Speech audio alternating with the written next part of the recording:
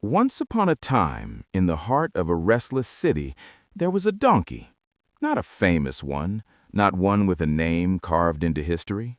Just a donkey, living in a small village somewhere between the mountains and the marketplace, carrying loads that were never meant for one back alone. Every morning before sunrise, the farmer would pile on the weight, sacks of grain, wooden crates, whatever needed moving, and the donkey would go, steady, silent, faithful. No one asked how he felt. No one thought to. The villagers called him useful, and somehow that word became his whole identity. But here is what nobody talks about. There is a concept that animal behaviorists have studied for decades. They call it learned helplessness.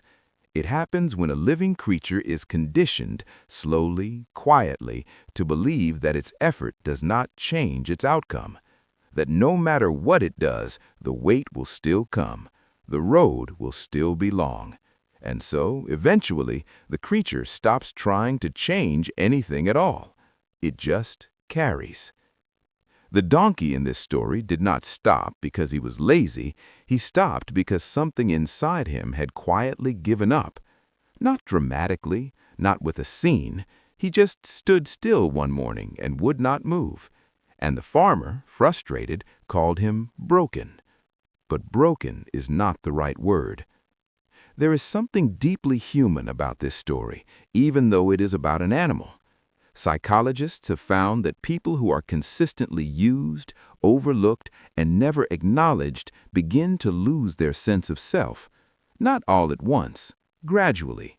They start defining themselves by what they can do for others. They become their usefulness, and when they are no longer useful, they feel like they have disappeared. The donkey was not broken. He was exhausted from being invisible.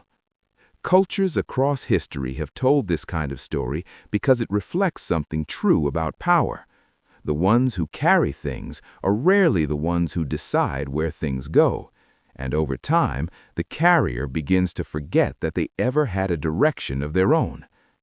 Ancient Greek philosophers had a word for this.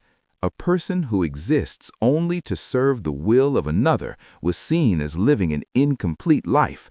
Not because service is wrong, but because a life without self-direction slowly hollows a person out. That is the part the farmer never understood. He saw the donkey stop and thought the donkey had failed him. He never once considered that he had failed the donkey long before that morning. That every day without rest, without recognition, without care, had been a slow withdrawal from something that could not be endlessly given. Nature does not operate on unlimited patience.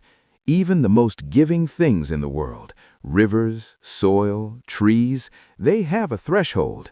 Cross it, and they do not give more. They give nothing. The donkey eventually recovered, not because the farmer changed, but because the donkey was moved to a different field, a quieter one, where the mornings were slow and the weight was lighter, and something came back in him. A steadiness, a willingness, not out of fear, out of something that felt closer to choice. That is the difference most people never get to feel. There is a version of this story living somewhere inside almost every person who has ever been called dependable, reliable, or easy to lean on, who was praised not for who they were, but for what they could endure. The question worth sitting with is not whether you are strong enough to keep carrying. You already know you are. The real question is whether the weight you are carrying is actually yours to carry, and whether the person loading it ever pauses, even once, to ask if you are okay. The donkey never got that question, but maybe you still can.